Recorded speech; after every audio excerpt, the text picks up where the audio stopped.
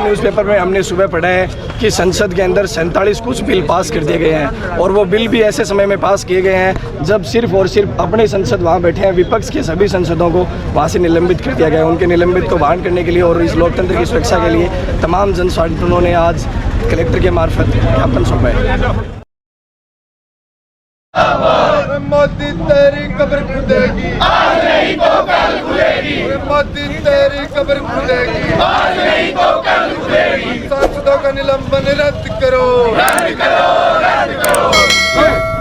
जिस प्रकार से संसद में जो लोग गए उनको भारतीय जनता पार्टी के सांसद ने बाकायदा अपने उसका पास बनवा के दिया था और ऐसे नहीं गए थे बिना पास के। यह अलग सवाल हो सकता है कि वो मर्यादा के अनुकूल नहीं था, लेकिन उसके बावजूद उन सांसदों ने यह सवाल उठाया कि संसद की गरिमा को बनाए रखने के लिए भारतीय जनता पार्टी जिम्मेवार है। उल्टा उसने भारतीय जनता पार्टी ने साजिश रच करके और हिंदुस्तान के 146 सांसदों को आज बाहर निकाला हुआ है। ये भारतीय जनता पार्टी तानाशाही की घातक पार्टी है। ये हिटलर की नीतियों पे चलने वाली पार्टी है और इस हिटलर ने भी अपनी संसद में हमला करवाया था। आपको याद होगा, हिटलर का इतिहास पढ़ के देख लो। जो हिटलर की चाल चलेगा वो हिटलर की मौत करेगा, वो हिटलर की चाल चलेगा, वो हिटलर की मौत करेगा। इसी आधार पे हिंदुस्तान की जनता को भ्रमित करने के लिए संसद पे इस प्रकार की कार्रवाई करवा रहे हैं, जिससे आम जनता में ये लगे कि हम कोई संसदीय तंत्र को बताने में लगे हुए हैं और वो बाकी लोग नहीं।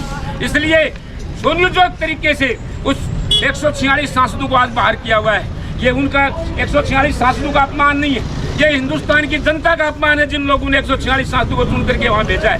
इसलिए पूरे देश में आज हर तहसील और डिस्ट्रिक्ट हेडक्वार्टर्स पे जनतंत्र प्रेमी जो लोग हैं वो इस देश की जनतंत्र की रक्षा करने के लिए सब जगह ज्ञापन दे के प्रदर्शन कर रहे हैं। और ये भारतीय जनता पार्टी जो हिटलर शाही की चल रही है, जो तानाशाही की तरफ कदम बढ़ा चुकी है, उसके कदम को रोकने के लिए हम सब लोग इकट्ठे होकर के आए हैं। इसलिए अभी जो भी आगे के प्रोग्राम होंगे वो जो भी आएंगे उनको हम संयुक्त रूप से करेंगे और ये देश की इस जनतंत्र की रक्षा की जिम्मेदारी हमारी है, ये हमारी है। मैं उनसे भी कहना चाहता हूँ, वो भी बैठे हैं पिछली तरफ। उन लोगों ने ये माहौल पैदा कर दिया, आज तक उनके कारण ही ऐसे लोग आए। ये जो ऐसे लोग आए हैं राज सत्ता में जो बैठे हैं वो सारे के सारे इन लोगों की मेहरबानी से बैठे हुए हैं, नहीं तो इनको आज़ादी के आंदोलन का कोई योगदान नहीं था। ये माफी दिए थे आंदोलन की आज़ादी में, लेकिन आज हिंदुस्तान की तख्तेशाही पर बैठ गए। इसलिए मेरा आप लोगों से निवेदन है कि इस देश की रक्षा हमको करनी है। ये देश हमारा है, किसी टाटा बिरला डालमिया का नहीं है, या अंडानी अंबानी का देश नहीं है। ये तो कल भाग जाएंगे यहाँ से। ये देश हमारा है और इसकी रक्षा करना हमारा काम है। इसलिए आने वाले सभी कार्यों को हम सफल बनाएंगे।